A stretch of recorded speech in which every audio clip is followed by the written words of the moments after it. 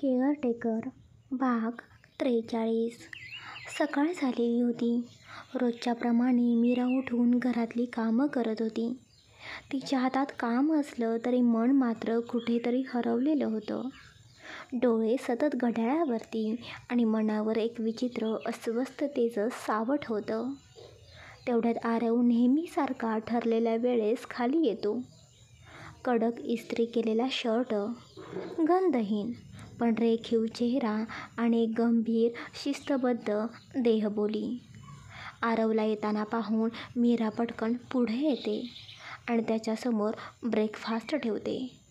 आरव काहीही न बोलता शांतपणे खायला सुरुवात करतो. टेबलावरती फक्त चमच्याचा आवाजच ऐकू येत होता. मीरा मात्र इकडे आज थोडी वेगळी दिसत होती. तिची हालचाल, तिचं लक्ष, तिचं वागणं सगळं काही जणू विस्कटलेलं. ती साडीचा पदर हातात धरून तोच पदर हलकेच गोल गोल वळवत होती. जणू मनात काहीतरी म्हणत होती. काय करू? बोलू का? पण मग आरव काय म्हणेल? रागवतील का? ती मनाशी विचार करतच होती. तेवढ्यात आरवचा ब्रेकफास्ट संपतो आणि आरव खुर्ची ढकलतो आणि तो उठू लागतो. तो उठतो आणि मीराकडे बघून बोलतो, ब्रेकफास्ट झाला की तूच तर जाऊन आवर, आपल्याला ऑफिसला निघायचं आहे. आरवचे बोलणे फक्त मीरा ऐकते पण काहीच बोलत नाही. फक्त तीच चुळबुळ वाढते. पदर फिरवत तिची नजर जमिनीवर. आरव दरवाजापर्यंत जातो पण काहीतरी त्याला जाणवतं. परत त्याची पावलं थांबतात. तो परत वळतो आणि तिच्याकडे पाहतो. मीरा, काही झालंय का? आरवच्या आवाजाने ती थोडीशी दचकते पण चेहरा खालीच. काही क्षण शांततेत जातात. मग तो तिच्या जवळ येतो. मीरा, मी काय विचारतोय, काही झालंय का? सांग ना, तू आज काहीतरी वेगळीच वागत आहेस. आरवचे बोलणे ऐकून मीरा हिम्मत करत बोलते, सर मी आज ऑफिसला नाही आले तर चालेल का?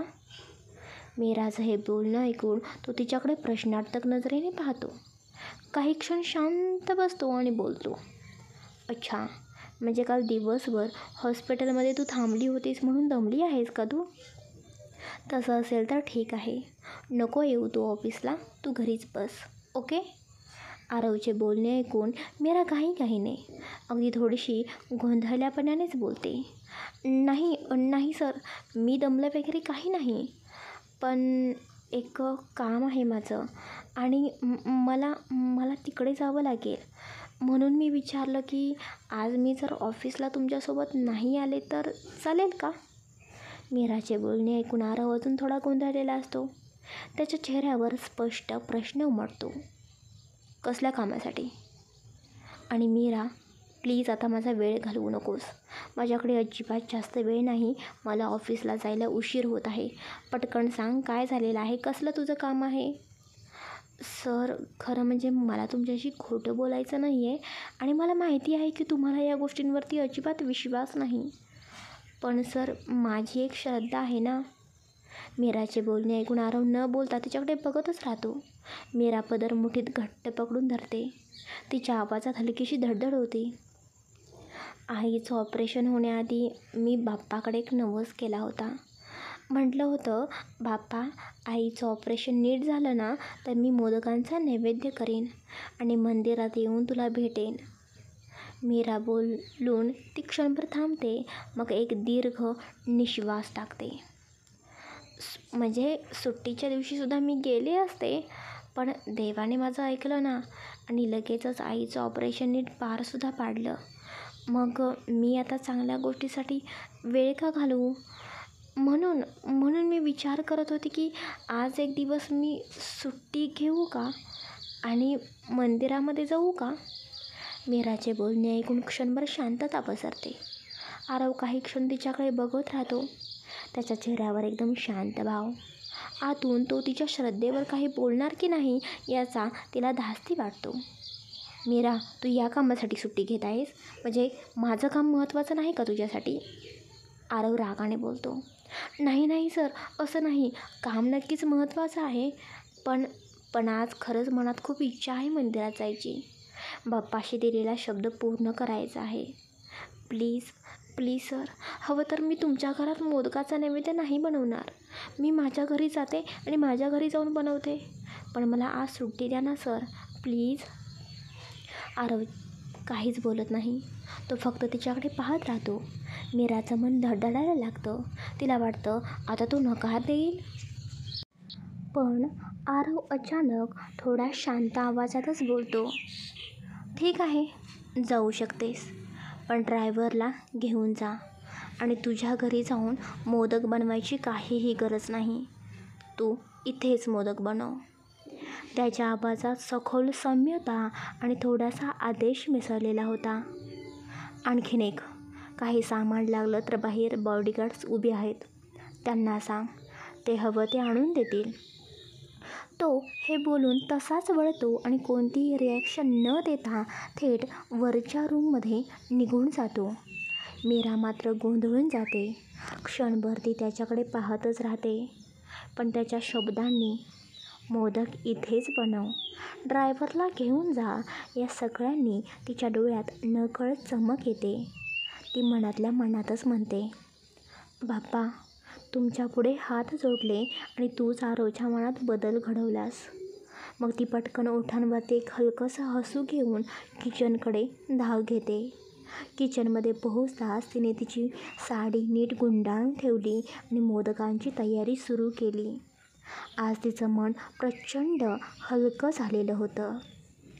कारण आईचं ऑपरेशन यशस्वीरित्या पार पडलेलं होतं. आरवने नकार न देता उलट तिला आधार दिला आणि आता ती बाप्पाला दिलेला शब्द आज पूर्ण करणार होती. ती बाप्पाच्या मंदिरामध्ये जाणार होती. ऑफिसला जाण्यासाठी इकडे आरव तयार होऊन खाली आलेला होता.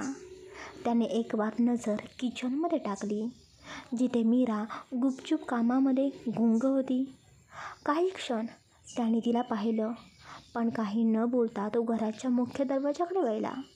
पावलांचा आवाज ऐकून मीराला कळालं आरव ऑफिसला निघतोय. ती पटकन चमकते आणि आवाज देतच म्हणते, सर, एक मिनिट. आरव पायऱ्यांवर थांबतो, पण वळून पाहत नाही, फक्त थांबतो. मीरा साडी सावरत, हातात एक डबा सांभाळत, धावपळ करतच किचनमधून बाहेर येते. ती त्याच्या समोर येते आणि थोडा हळव्या आवाजात म्हणते, डबा राहून गेला होता. लंच टाईमला वेळेवरती जेवून घ्या. ती डबा पुढे करते. तिच्या आवाजात काळजी होती, पण त्यात अपेक्षेची सावलीही होती. आरव तिच्याकडे पाहतो. क्षणभर त्याच्या डोळ्यात काहीतरी न सांगता येणारं स्थिरावलेलं असतं. मीराचं मन अस्वस्थ होतं. डबा घेऊन न जाता निघून जाईल का मग तो नेहमीसारखा? या गोष्टीचा ती विचार करत होती, पण तिच्या मनाचे अंदाज खोटेच ठरतात. आरव शांतपणे हात पुढे करतो आणि तिच्या हातातून तो डबा घेतो. काहीही न बोलता त्याच्या नेहमीच्या थंड चेहऱ्याने तो घराबाहेर निघतो. दरवाजा बंद होतो, पण मीराच्या चेहऱ्यावर एक हलकं स्मित उमटतं. माझ्या आवाजावर थांबला, डबाही घेतला, हळूच का होईना, पण काहीतरी बदलते त्यांच्यात. आरव निघून गेल्यानंतर घरात एक वेगळीच शांतता पसरते, पण मीराचं मन मात्र प्रसन्न असतं. ती हळूहळू गुणगुणतच किचनमध्ये जाते. ओठांवरती हलकं हसू आणि मनात एकच भावना, आज बाप्पासाठी खास मोदक करायचे आहेत. ते एका बाजूला उकडासाठी पाणी गरम करताना दुसऱ्या बाजूला सारण बनवायला घेतलेलं असतं. खोबरे, गूळ, वेलदोड्यांचा सुवास सारा घरभर तरवळतो. तिच्या हालचालींमध्ये गडबड नसते, फक्त श्रद्धा आणि प्रेम असतं. एका मागोमाग असे सुंदरशा आकाराचे मोदक ती बनवते. मोदकांची रांग वाढत जाते. बाप्पा, हे माझ्या हातून पहिल्यांदाच बनतंय, पण मनापासून करत आहे, ती मनामध्ये म्हणते. सगळे मोदक तयार झाल्यानंतर ती प्रत्येक मोदकावरती एक एक तुळशीचं पान ठेवते, जणू ती बाप्पाला प्रेमाने अर्पणच करत असते. मोदक एका सुंदर मोठ्या डब्यात नीट लावते. डब्यावर एक स्वच्छ पांढरं कापड टाकते. मग ती आपल्या रूममध्ये जाते तिच्या तयारीसाठी. थोड्याच वेळात मीराचं रूप अजूनही प्रसन्न झालेलं दिसत होतं. पांढऱ्या आणि केशरी रंगाच्या साडीत ती बाप्पाच्या दर्शनासाठी सजलेली असते. डोक्यावरती पदर घेत प्रसादाचा डबा हातात घेऊन ती घराच्या दाराशी येते. त्याच क्षणी ड्रायव्हरसुद्धा गाडी गेटजवळ आणतो. आरवने आधीच ऑफिसला जाताना इन्स्ट्रक्शन्स दिलेली असतात. मीरासोबत ड्रायव्हर आणि बॉडीगार्ड्सला सुद्धा पाठवा.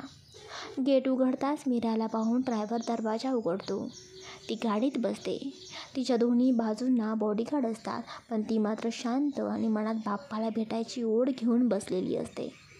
गाडी मंदिराच्या दिशेने निघते आणि तिच्या डोळ्यात एक श्रद्धा, विश्वास आणि एका सुंदर दिवशी बाप्पापुढे हळूवार प्रार्थना करण्याची आतुरता असते.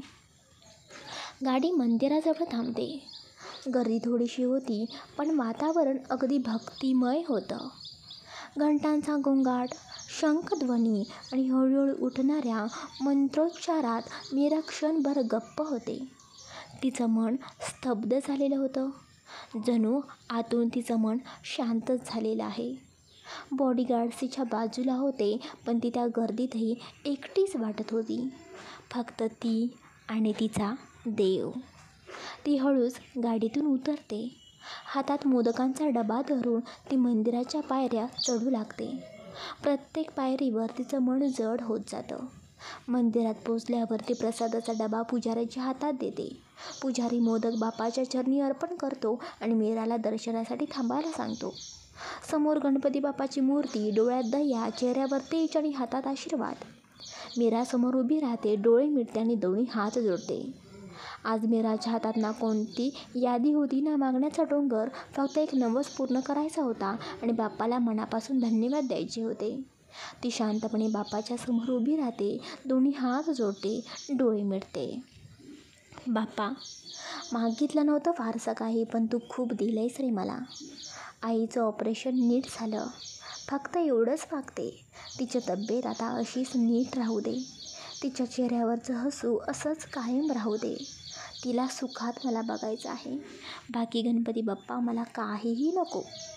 मी आज इथे तुझा नवस पूर्ण करायलाच आलेली आहे. हळूहळू ती वागते, बाप्पाच्या पायाशी लीन होते. तिच्या कपाळाचा स्पर्श गणपतीच्या देवाऱ्याच्या चबुतऱ्याला होतो आणि तिचं मन पूर्णपणे शांत होतं. गुरुजी तिथे येतात आणि ती आणलेला मोदकांचा डबा उघडून देतात. हे मोदक नवसाचे आहेत, मीरा हळूच म्हणते.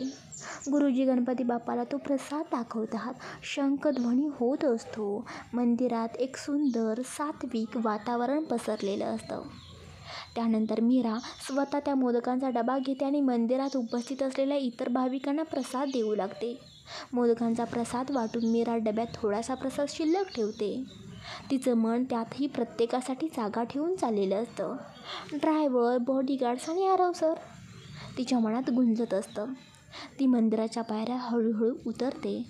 साडी सांभाळत, एका हातात डबा नीट धरून, समाधानानं चेहऱ्यावरती हसू असलेली मीरा अगदी देवदर्शनाने भरलेली वाटत होती. तेवढ्यात तिचं लक्ष पुढे जातं. ड्रायव्हर आणि 2 बॉडीगार्ड्स दूर एका बाजूला उभे होते. पण ते एकटे नव्हते. हे तिघं कोणत्या तरी बाईशी बोलत होते. मीराला क्षणभर थांबावं लागतं. मनात विचार डोकावतो. ही कोण आहे? यांच्याशी बोलते आणि एवढं हसताय सगळे. ती हसतच पुढे जाते, पण अजूनही तिचं लक्ष त्या अनोळखी स्त्रीकडे जातं. ती तिच्या पाठीमागे हळूच जाऊन उभी राहते. अजून काही बोलणार इतक्यात तिच्या कानांवरती शब्द दळतात. अरे, तुम्ही तिघीजण इथे मंदिरात? आश्चर्य वाटलं. आरव तर कधीच गणपतीच्या दर्शनाला जात नाही. देवावरती त्याचा विश्वासच नाही. तुमच्यासोबत कोण आलं आहे? तो माझा आरव? तो ठीक आहे ना? त्याची तब्येत? स्वतःकडे लक्ष तरी तो देतो का? खूप कामात बिझी असतो तो. मीरा क्षणभर स्तब्ध होते. माझा आरव? हा शब्द तिच्या काळजात काहीतरी हलवून जातो. ती स्त्री अजूनही बोलतच असते. तिच्या आवाजात चिंता, आपुलकी आणि एखाद्या जुन्या ओळखीचा स्नेह स्पष्टपणे झळकत असतो. ड्रायव्हर हळू आवाजात म्हणतो, सर आता बऱ्यापैकी स्वतःकडे लक्ष देतात. हल्ली त्यांच्या चेहऱ्यावरती थोडासा आनंदसुद्धा दिसत असतो. ड्रायव्हर बोलतो, पण मीरा मात्र फक्त एकाच विचारामध्ये अडकलेली असते. ही बाई नक्की कोण आहे आणि आरव सरांबद्दल एवढं जाणून एवढं आत्मीयतेने बोलणारी? ती स्त्री अजून ओळख पटलेली नव्हती, पण तिच्या प्रत्येक शब्दातून मीराच्या मनात विचारांचं वादळ उठायला लागतात. मीरा परत एकदा क्षणभर त्या स्त्रीच्या चेहऱ्याकडे बघते. त्या स्त्रीच्या डोळ्यात थोडी धूसर चिंता, ओठांवरती थांबलेलं हसू आणि हृदयावरती उमटलेला एक सवाल होता. आरव खरंच कोणासाठी इतका महत्त्वाचा आहे का, म्हणून ही बाई एवढी आरव सरांबद्दल चौकशी करत आहे? मीराच्या मनामध्ये अनेक प्रश्न निर्माण झालेले होते. मीरा अजूनही त्या तिघांच्या मागे शांतपणे उभी होती. तिच्या चेहऱ्यावर प्रसाद वाटल्याचं समाधान होतं, पण आता तिचं लक्ष पूर्णपणे त्या बाईवरती केंद्रित झालं होतं. आणि तेवढ्यात ती बाई पुन्हा बोलू लागते. मी तर त्याच्या जवळ नाही राहू शकत. त्याला मी मन भरून नाही बघू शकत. स्वतःच्या या हाताने त्याला काही करून नाही मी घालू शकत. ती बोलताना थोडी ओळ तिच्या डोळ्यात चमकते. पण त्याची काळजी घ्या रे तुम्ही. तो काही मनात गुंतला असेल, एखाद्या तो प्रॉब्लेममध्ये जर असेल तर प्लीज तुम्ही मला तरी सांगत जा. किमान मी त्याच्यापासून दूर राहून तरी त्याचं काहीतरी करू शकेन.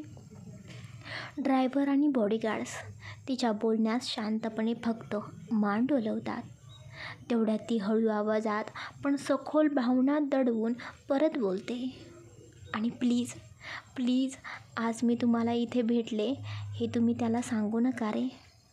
त्याला माहिती आहे ना मी जर तुम्हाला भेटले तर तो कसा करतो. प्लीज तुम्ही त्याला काही सांगू नका. त्या बाईचा आवाज अजूनही मीराच्या कानामध्ये घुमत होता. नाही मॅडम, आपण काही अधेमध्ये भेटत असतो, पण आम्ही कधी सरांना काही सांगत नाही. आम्हालाही माहिती आहे सरांची तुम्हाला किती काळजी आहे ते. ड्रायव्हर बोलतो. पण मॅम तुम्ही आता काळजी करू नका. सर खरंच आता चांगले बरे आहेत. कामातही ते लक्ष देत असतात आणि त्यांच्या तब्येतीची काळजी घेण्यासाठी दुसरा एक मॅडम घरी आलेले आहेत. ते त्यांची काळजी घेतात.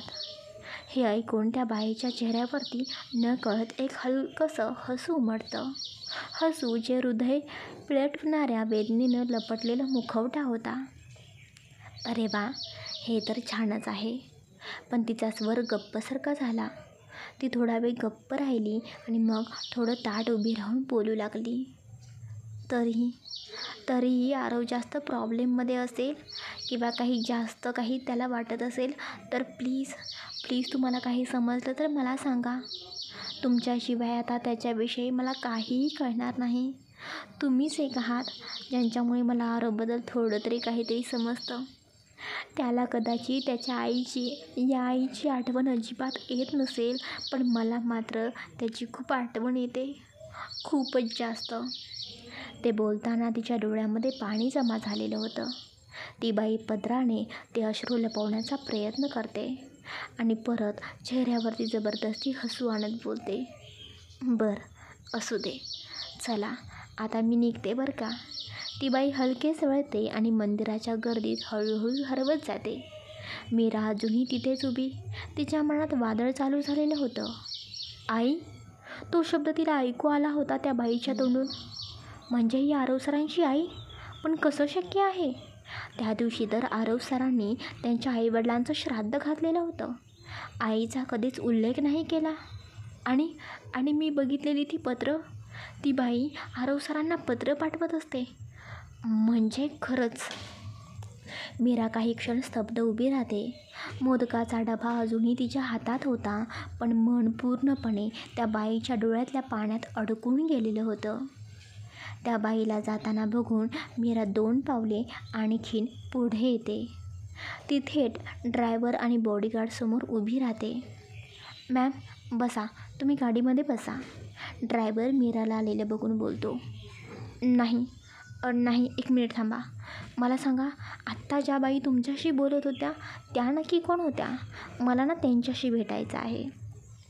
मीरा त्या तिघांकडे बघून बोलते. ती त्या हाताने इशारा करत त्या बाईकडे. तुम्ही थांबा, मी त्यांना भेटून येते. मीरा वळून चालू लागते. तेवढ्यात बॉडीगार्ड्स घाईघाईने पुढे येतो. बॉडीगार्ड्स गंभीर आवाजात बोलतो. 1 मिनिट मॅडम, तुम्ही असं कुठेही जाऊ शकत नाही. सरांना कळलं तर सर ओरडतील. मीरा रागाने त्याच्याकडे बघत बोलते. ओरडतील म्हणजे काय? आणि इथे बघायला आहे का कोणी? आणि मला खरं सांगा, त्या आरव सरांची आई आहेत ना? मीरा जेव्हा हे विचारते तेव्हा एकदम शांतता पसरते. ड्रायव्हर आणि बॉडीगार्ड दोघांचंही डोकं खाली झुकलेलं होतं. एकमेकांकडे ते पाहतात पण काहीही बोलत नाहीत. हे सगळं पाहून मीरा लगेचच पाठीमागे वळते. ती बाई आता थोडं दूर गेलेली असते. मीराच्या चेहऱ्यावरती फकच एकच निर्धार येतो, तिला काहीही करून थांबवायचं आहे. मीरा परत बॉडीगार्ड्स रागाने बघते. प्लीज प्लीज मला सांगा ना, मी जे काही ऐकलं ते खरं आहे ना? त्या बाई त्या आरव सरांच्या आई आहेत ना? मी तुम्हाला रिक्वेस्ट करते, प्लीज मला सांगा. ड्रायव्हर आणि बॉडीगार्ड्स एकमेकांकडे पाहतात. अखेर एक बॉडीगार्ड्स हळू आवाजातच बोलतो. हो हो मॅडम, पण प्लीज तुम्ही सरांना काही बोलू नका. आम्ही त्यांना भेटलो हे प्लीज तुम्ही सांगू नका, प्लीज. ड्रायव्हरचे बोलणे ऐकून मीरा थोडं थांबून बोलते. ठीक आहे, मी नाही सांगणार तुमच्या सरांना, पण माझी एक अट आहे. अट? कसली अट मॅडम? ड्रायव्हर विचारतो. मलासुद्धा त्यांना भेटायचं आहे आणि मी आत्ताच त्यांना भेटणार. आणि मी त्यांना भेटले हे तुम्हीसुद्धा आरव सरांना सांगायचं नाही. मॅडम पण प्लीज. बॉडीगार्ड थोडं घाबरत बोलतो. हे बघा, मी काही चुकीचं करणार नाही, पण कदाचित मी त्यांना भेटले तर आरव सरांना त्यांची आई पुन्हा मिळू शकते. त्यामुळे प्लीज तुम्ही मला अडवू नका. ठीक आहे मॅडम, पण प्लीज बाहेर कुठे जाऊन तुम्ही त्यांना भेटू नका. तुम्ही या आपल्या गाडीमध्येच बसा आणि त्यांना तुम्ही इथे आणा. आम्ही बाहेर इथे उभे राहतो. कोणी बघितलं तर प्रॉब्लेम होईल आणि सरांना काहीही वाटू शकतं. मग सरांनासुद्धा ही गोष्ट समजेल. बरं, ठीक आहे, मी त्यांना इथे घेऊन येते. तुम्ही इथेच थांबा. इतकं बोलून मीरा वळते आणि पळतच ती त्या बाईच्या दिशेने धावते. तेच बाहेरच्या रस्त्यावरती चालत असलेली ती बाई शांत निवांत चालत असते. तेवढ्यात पाठवून एका घाईघाईचा आवाज त्या बाईच्या कानावरती पडतो. मीरा दमलेल्या स्वरातच जोरजोरात ओरडत होती. काकू काकू काकू काकू 1 मिनिट तर काकू थांबा ना. कोणता तरी आवाज ऐकून त्या बाई पाठीमागे वळून पाहतात. तिच्या नजरेत प्रश्नचिन्ह. तोपर्यंत मीरा पळतच तिच्यापर्यंत पोहोचते आणि तिच्यासमोर दम लागल्यासारखीच उभी राहते, जोरजोरात श्वास घेत. ती बाई हळू स्मितहास्य करत बोलते. अगं बोरी, हळू ग, एवढं का पळत होतीस? काय झालं? काकू, हा प्रसाद तुम्हाला द्यायचा होता. मीरा काय बोलावं हेच न समजून घाईघाईने डबा पुढे करते. प्रसाद द्यायला एवढं पळायला लागतं का गं? पण छान, प्रसाद सगळ्यांपर्यंत पोचावा हे महत्त्वाचं. तीच मीरा डब्यातून मोदक काढून त्यांच्या हातात देते. त्या बाई तो प्रसाद घेतात आणि एक घास तोंडामध्ये टाकतात. वा, खूप छान झाला आहे हा मोदक, अगदी घरच्यासारखा. त्यांचे बोलणे ऐकून मीरा हलकंसं हसते आणि बोलते. थँक्यू काकू. तेच त्या काकूसुद्धा हसतात. ती बाई गडबडीत वळू लागते. बरं, मी निघते आता. ड्रायव्हर माझी वाट बघतोय गं, घरी जायचं आहे मला. ती बाई एवढं बोलते आणि त्या निघायला वळतात. पण मीरा पटकन पुढे येऊन त्यांना परत थांबवते. काकू 1 मिनिट, मला तुमच्याशी बोलायचं होतं. माझ्याशी? पण आपण एकमेकींना ओळखतसुद्धा नाही. काय बोलायचं आहे तुला? त्या बाईचे बोलणे ऐकून मीरा थोडा खोल श्वास घेऊन शांतपणे त्यांच्याकडे बघते आणि बोलते. हो, कदाचित आपण ओळखत नाही एकमेकींना, पण काकू, कधीकधी ओळखण्याऐवजी ऐकणं जास्त गरजेचं असतं. प्लीज थोडा वेळ द्या मला, बोलूया ना. मीरेच्या डोळ्यात एक भावना असते. ती भावना त्या बाईच्या मनाला हलवते. मीराचं बोलणं ऐकून ती बाई थोडा विचार करून बोलते. बरं ठीक आहे, बोल, काय बोलायचं आहे? मीरा इथं तिथं पाहत बोलते. नाही काकू, इथे नको. इथे कोणी पाहिलं तर प्रॉब्लेम होईल. ते बघा, गाडीजवळ ना ते तिघी उभे आहेत ना. चला, आपण गाडीमध्ये जाऊन बोलूया. मीराचं बोलणं ऐकून ती बाई आश्चर्याने त्या तिघांकडे पाहतात. ड्रायव्हर आणि बॉडीगार्ड्स. त्यांना वाटतं की ही मुलगी त्यांना कशी काय ओळखते. त्यांना तर आश्चर्यच वाटलेलं होतं. तेच इकडे मीरा हसतच त्यांच्या हाताला हलकेच धरते आणि त्या दोघी गाडीच्या दिशेने चालू लागतात. गाडीजवळ येताच ड्रायव्हर पटकन त्या दोघींना बघून दरवाजा उघडतो त्या बाईच्या चेहऱ्यावरती संभ्रम स्पष्टपणे दिसत असतो. तिच्या नजरेत शंका आणि अनपेक्षितपणाची झलक असते. मीरा त्यांच्या हाताला धरूनच त्यांना गाडीच्या पाठीमागच्या सीटवरती बसवते आणि स्वतःही त्यांच्या शेजारी बसते. गाडीचा दरवाजा बंद होतो. बाहेर ड्रायव्हर आणि 2 बॉडीगार्ड सावध नजरेने परिसरावर लक्ष ठेवून उभे राहतात. ती बाई कसून बघत बोलते, पोरी, तू मला इथे का आणलेलं आहेस? आणि हे 3 पुरुष, त्यांना तू कशी काय ओळखतेस? कोण आहेस तू नक्की? काय सुरू आहे नक्की हे? त्या बाईचे बोलणे ऐकून मीरा थोडी शांत, थोडी घाबरलेली पण ठाम स्वरात बोलते, काकू, मी सगळं सांगते तुम्हाला, पण एक विनंती आहे मला. तुम्ही जे काही सांगाल ते खरं मनापासून मला सांगाल का? मीराचे बोलणे ऐकून ती बाई थोडं कठोरपणाने बोलते, हे बघ पोरी, पहिली गोष्ट, मी तर तुला अजिबात ओळखत नाही आणि तू काय बोलणार आहेस हे सुद्धा मला माहिती नाही. त्यामुळे प्लीज माझा अजिबात तू वेळ वाया घालवू नकोस. जे काही बोलायचं आहे ते तू थेट बोल. त्या बाईचे बोलणे ऐकून मीरा एक दीर्घ श्वास घेते आणि बोलते, काकू, माझं नाव मीरा आहे. मी आरव सरांच्या घरी केअरटेकर म्हणून काम करते. आरव हे नाव ऐकताच त्या बाईच्या डोळ्यात पाणी जमा होतं. त्यांनी चेहरा थोडा बाजूला वळवलेला असतो, पण डोळ्यातील ओलावा मात्र लपवता येत नाही. त्या हळूहळू मीराकडे बघतात. आता त्यांच्या नजरेत राग नव्हता, फक्त वेदना होत्या. तेच इकडे मीरा त्यांच्याकडे बघून हलक्या स्वरात बोलते, काकू, मी थेट विषयाला हात घालते. आज मी ऐकलं की तुम्ही आरव सरांची आई आहात आणि हे ऐकून मी ताबडतोब तुमच्याजवळ आले. मला माफ करा, मी तुम्हाला ओळखत नाही. पण ती थोडी थांबते, मग ठामपणे बोलते, आरव सरांची परिस्थिती बघून खूप वेळा मनात विचार यायचा की त्यांच्या आयुष्यात त्यांची फॅमिली का नाही, का ते कायम एकटे राहतात. त्यांच्या डोळ्यात एक खोल वेदना असते, पण ते कधी काही अजिबात बोलत नाहीत, फक्त स्वतःला त्रास करून घेतात. आणि आज जेव्हा तुमचं नाव ऐकलं की तुम्ही त्यांच्या आई आहात, तेव्हा मात्र मला राहावलं नाही. काकू, मला माफ करा, पण मला हे सगळं जाणून घ्यायचं आहे. खरं काय आहे हे कळायचं आहे. कारण आरव सरांनी माझ्यासाठी खूप काही केलेलं आहे. आयुष्यातील एक वाईट वेळ होती, पण त्यांनी हात दिला, मला आधार दिला. मीरा थोडी भावूक होते. तिच्या डोळ्यातही पाणी जमा होतं. आता मला त्यांच्यासाठी काहीतरी करायचं आहे. त्यांची फॅमिली पुन्हा त्यांच्या आयुष्यात यावी असं खरंच मला मनापासून वाटतंय. पण का? काय इतकी दूर जावं लागलं? का त्यांचं घर इतकं ओसाड झालं आहे? काकू, प्लीज प्लीज काकू, तुम्ही मला खरं खरं सांगा ना. खरंच काही कारण असेल, काही वेदना असेल, पण मला समजून घ्यायचं आहे काकू ते. कारण आरव सर काहीच अजिबात बोलत नाहीत, पण त्याचं मन दररोज काहीतरी ओरडत असतं, जे ऐकू येतं त्यांच्या शांततेच्या पाठीमागे. गाडीमध्ये एक क्षणभर शांतता पसरते. फक्त गाडीच्या बाहेरचे हलकसे आवाज आणि दोघींच्या श्वासांचा गडबडलेला ताल ऐकू येतो. त्या बाई डोळे पुसतात आणि पहिल्यांदाच त्या हलकाने बोलायला लागतात. त्या गाडीमध्ये अजूनही शांततेचा पडदा पसरलेला असतो. मीराच्या शब्दांनी त्या बाईच्या मनामध्ये एक वादळ उसळलेलं असतं, पण चेहऱ्यावरती फक्त थोडासा थकवा दाखवत असते. ती बाई हळूहळू थकलेल्या स्वरातच बोलते, हे बघ मीरा, आत्तापर्यंत मी त्याला कितीतरी वेळा समजवण्याचा खूप प्रयत्न केलेला आहे. प्रत्येक दिवशी, प्रत्येक सणाला, त्याच्या वाढदिवसाला त्याने माझ्याकडे अगदी पाहिलं देखील नाही.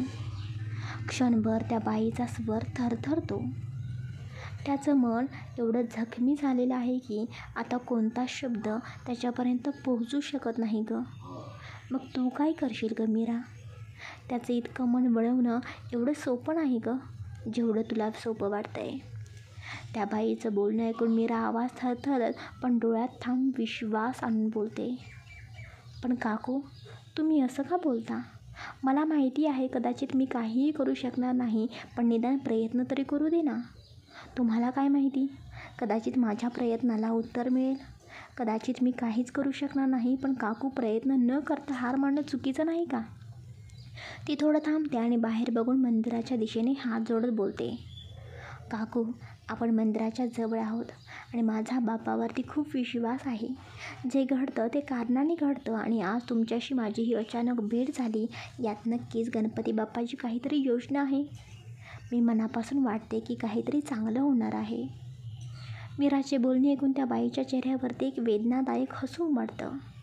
ती बाई खाली बघत बोलते, मोठं बोलतेस ग पोरी तू, पण तुझ्यात मनापासून काहीतरी करून दाखवण्याची आग आहे आणि म्हणूनच कदाचित मी पहिल्यांदाच कोणाला तरी हे सगळं काही सांगणार आहे.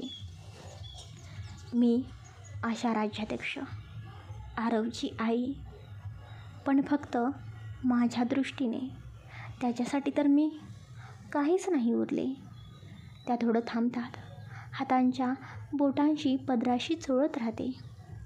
एक काळ होता, तो आई म्हणायचा मला, माझ्या कुशीत झोपायचा, माझ्याशिवाय एक घाससुद्धा तो खायचा नाही.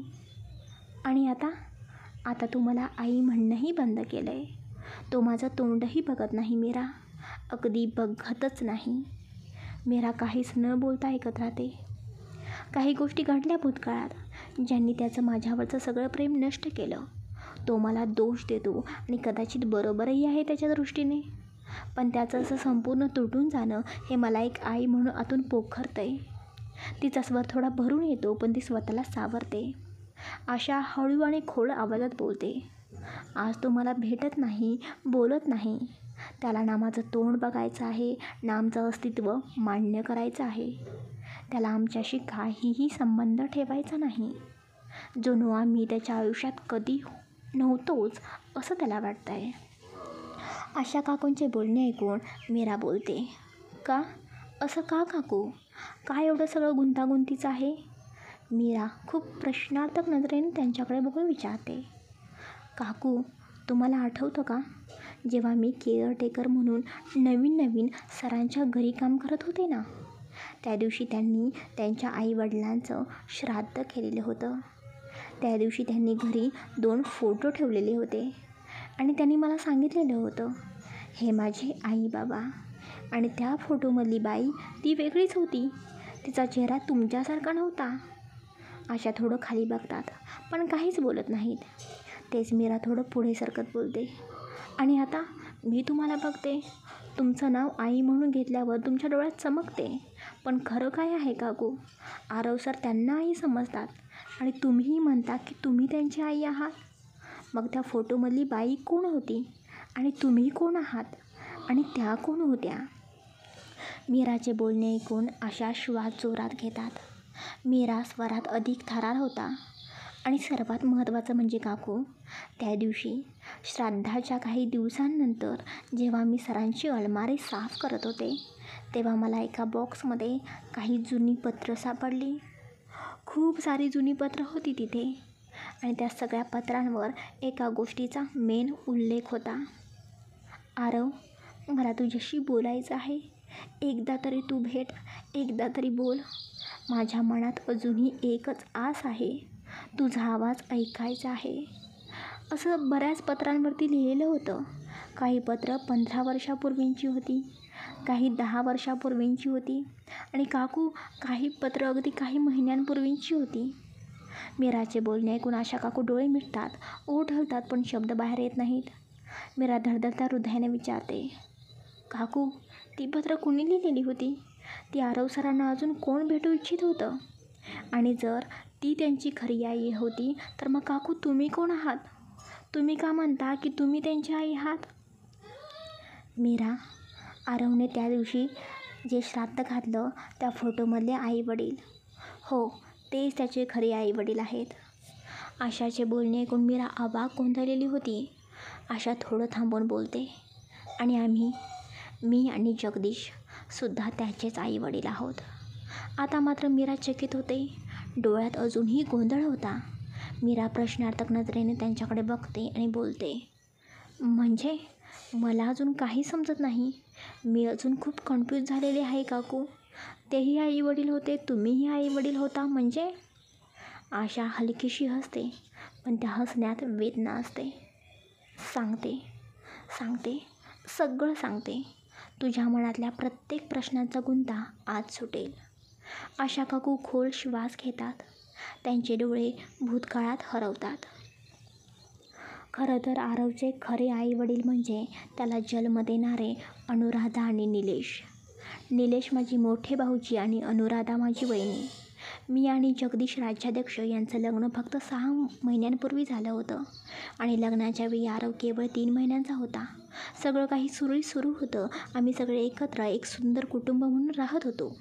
निलेश भाऊजी, अनुराधा बहिणी, मी, जगदीश आणि छोटा आरव. एक हसतं खेळतं प्रेमळ घर. होळी जवळ आली होती. कोकणात आमच्या गावात त्या काळात ग्रामदेवीचं मोठं जत्रोत्सव होतं. प्रत्येक वर्षी पालखी निघायची, दर्शन व्हायचं आणि गावात उत्सव साजरा व्हायचा. आमचं लग्न झाल्यावरची ती पहिली होळी होती आणि आरवही नुकताच जन्मलेला होता. त्यामुळे आम्ही सर्वांनीच ठरवलेलं होतं, यावर्षी सगळे एकत्र गावी जाऊया.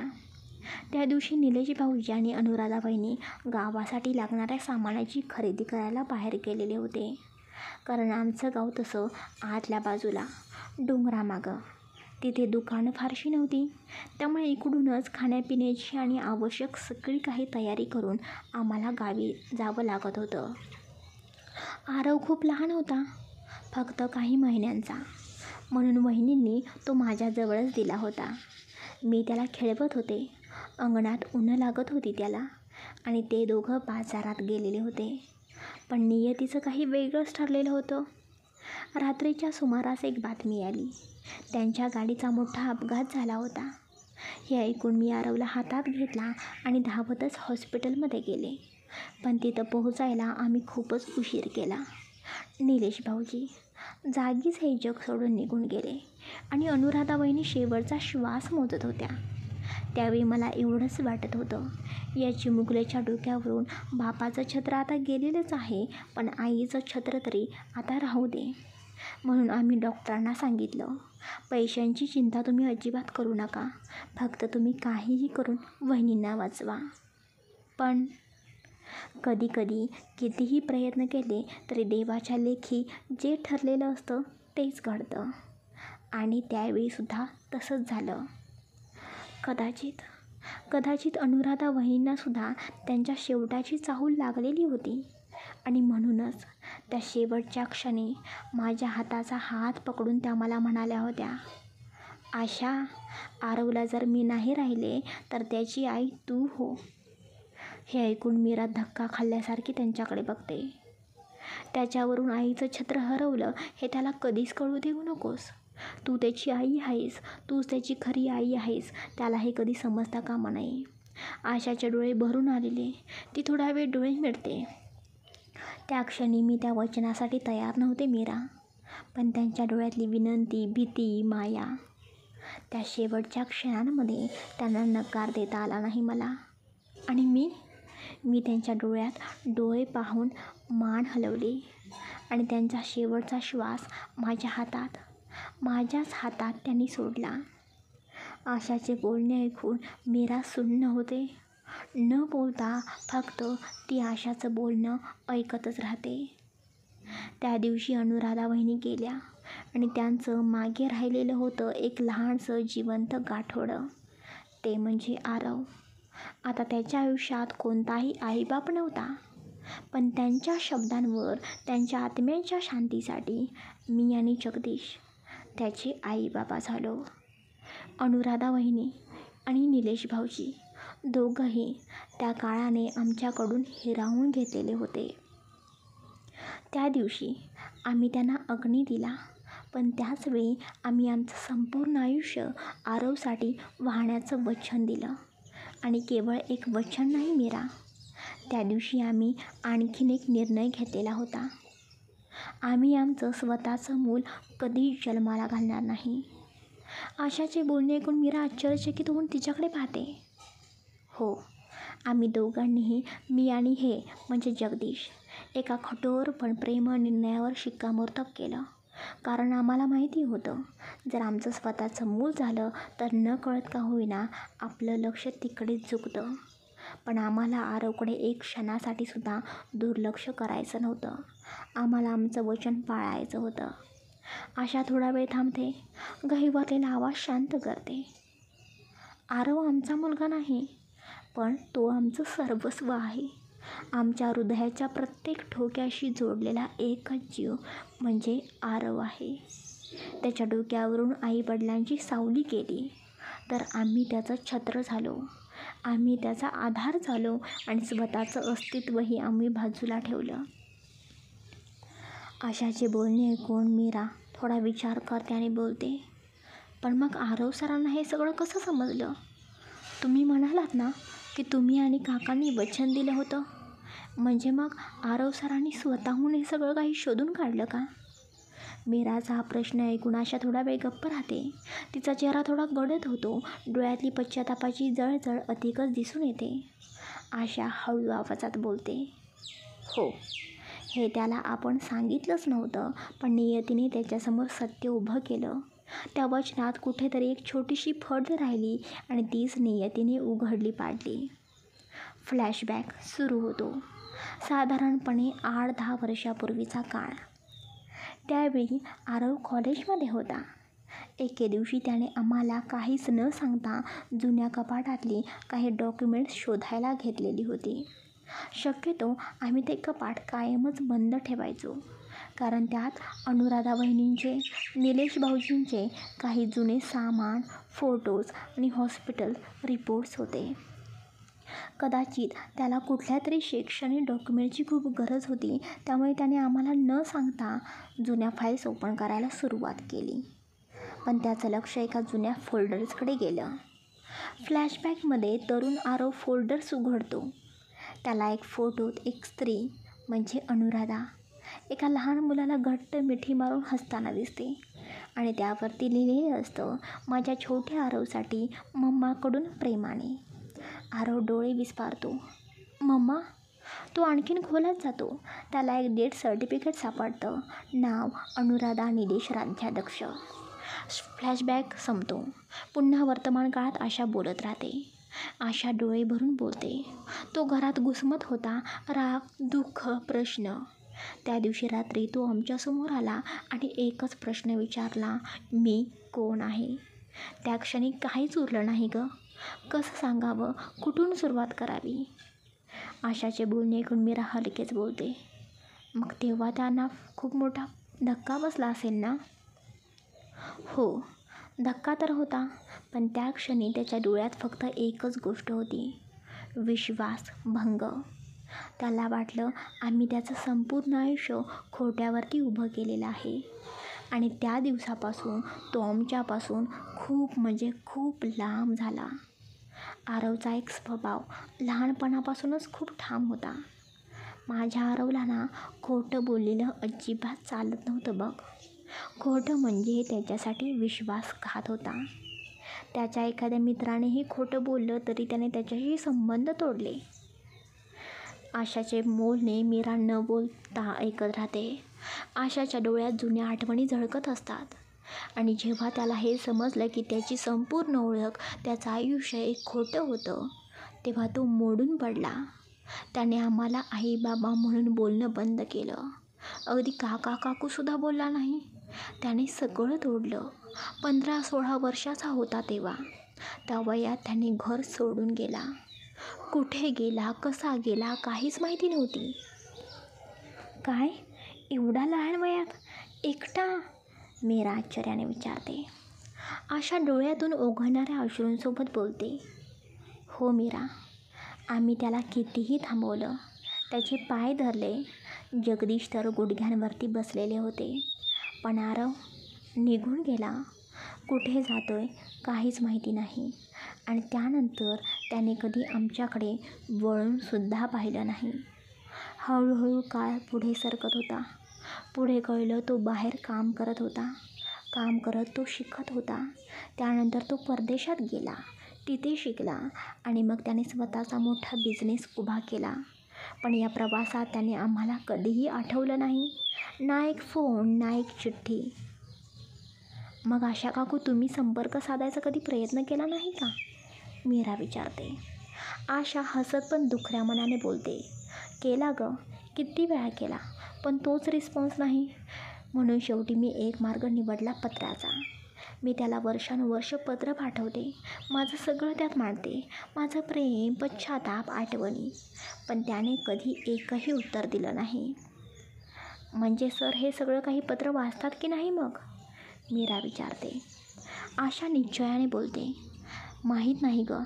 कधी वाटतं वाचत असेल, कधी वाटतं कदाचित फेकून देत असेल. पण मी पत्र लिहिणं अजिबात थांबवलं नाही. कारण कुठे ना कुठे माझ्या मनाच्या एका कोपऱ्यामध्ये एक मला आशा आहे की एक दिवस तो दरवाजा उघडेल, माझ्यासमोर माझा आरव उभा राहील आणि म्हणेल, आई. फक्त हे 2 शब्द ऐकायचेत का मला? हे 2 शब्दच मला जगत ठेवतात. काकू, मग तुम्ही का नाही सांगत सत्य सगळं काही आरव सरांना? त्यांच्या आईने म्हणजेच तुमच्या अनुराधा वहिनींनी तुमच्याकडूनच वचन घेतलं होतं की हे सत्य त्यांना सांगायचं नाही. पण आता आरव सर मोठे झालेत, त्यांना समजेल की तुम्ही त्यांच्याशी फसवणूक केलेली नाही. तर त्या आईच्या शब्दांमुळे, एका मृत आईच्या शेवटच्या इच्छेमुळे तुम्ही ते वचन निभावत होता. ते समजतील ना की ही तुमची चूक नव्हती, ही फक्त तुमची निस्सीम जबाबदारी होती. मीरा, मी दररोज हा विचार करते. दररोज वाटतं की आरवला हे सांगावं की मी खोटी नव्हते, मी वचनबद्ध होते. पण मग त्या शेवटच्या दिवशीचा चेहरा आठवतो, अनुराधा वहिनींचा, रक्ताने भरलेला, अशक्त, पण डोळ्यामध्ये एकच विनवणी होती, माझ्या मुलाला कधीच हे सांगू नकोस, त्याची आई तूच आहेस आता. मी त्या शब्दांवरती जगलेली आहे गं, आणि त्या शब्दाचं ओझं अजूनही माझ्या हृदयामध्ये आहे. जरी आरवला समजलं असेल की मी त्याची आई नाही, तरीसुद्धा मी ते वचन स्वतःहून नाही मोडू शकत. काकू, तुम्ही म्हणता ना की अनुराधा वहिनींनी वचन घेतलं होतं की आरव सरांना सांगू नये की तुम्ही त्यांच्या खऱ्या आई नाही. हो, तुम्ही बोलता ते बरोबर आहे. पण त्यांनी असे कुठे म्हटलं होतं की हे सत्य कधीच सांगायचं नाही? कधीच नाही, आयुष्यभर नाही. काकू, त्यांनी त्यावेळेस सांगू नको असं सांगितलं होतं. पण आज आरव सर मोठे आहेत, समजूतदार आहेत. ते खूप काही अनुभवलं आहे, सहन केलं आहे. आता त्यांना सगळं सत्य समजण्याची ताकद आहे. माहिती आहे गं मला मीरा, माझं मनही ओरडतं त्याच्याजवळ जावं, सांगावं, ओरडून सांगावं की आरव, तुझी आई खोटी नव्हती रे, खोटी नव्हती. मी फक्त तुझ्या आईचं वचन पाळलं. पण जर मी आज बोलले तर मला सगळंच उलगडावं लागेल. ती शेवटची रात्र, ती विनंती, तो हात माझ्या हातामध्ये घेतलेला क्षण, माझा आणि जगदीशचं निर्णय की आम्ही स्वतःचं मूल नको म्हणालो, हे सगळं. आणि मग वाटतं मी वचन मोडते का? आशाचे बोलणे ऐकून मीरा बोलते. काकू, तुम्हाला खरं सांगायचं म्हणजे वचन हे मोडणं नाही, ते म्हणजे त्या वचनाचा खरा अर्थ आरव सरांपर्यंत पोहोचवणं आहे. काकू, जेव्हा वचनामुळे एखाद्याच्या मनात राग, तिरस्कार, गैरसमज तयार होतो ना, तेव्हा ते वचन आश्रय नसते, ते आडवं येणं असं त्याचा अर्थ होतो. तुमचं प्रेम खरं होतं, तुमची निस्सीम जबाबदारी होती. हे जर आरव सरांना खरंच मनापासून समजलं तर खरंच ते तुमच्याजवळ परत येतील काकू. कारण त्यांना आई हवी आहे, आणि ती आई अजूनही तुमचं दार उघडून वाट बघते. मीरा, मलासुद्धा वाटतं गं माझा मुलगा परत माझ्याजवळ यावा, पण त्या वचनामुळे मी अडकलेली आहे. काहीही झालं तरी मी ते वचन नाही मोडू शकत. आणि तुला सांगू का, जर मी हे वचन माझ्या स्वार्थासाठी मोडलं तर आरवच्या मनात असंच वाटेल की त्यांच्या जन्मदात्या आईने, मी दोघींनी मिळून त्याला फसवलं. अनुराधा वहिनींबद्दल त्याच्या मनात अजिबात काही वाईट यायला नको आहे मला. माझ्याबद्दल त्याने कितीही वाईट विचार केला तरीही चालेल, पण अनुराधा वहिनींबद्दल नाही गं मीरा, अजिबात नाही. म्हणूनच मी त्याला अजूनपर्यंत खरं काही सांगू शकले नाही. मला माझा आरव परत हवा आहे गं, पण त्याच्या मनातील गैरसमज दूर होऊनच. कधी येईल तो दिवस काहीच माहिती नाही मला, पण मी प्रयत्न सोडलेले नाहीत. बघूया आता देव काय करतो ते. मीरा आशाच्या भावना शांतपणे ऐकते. तिचे डोळे पाणवतात. ती हळूच आशाचा हात हातामध्ये घेते. काकू, तुम्ही काळजी करू नका.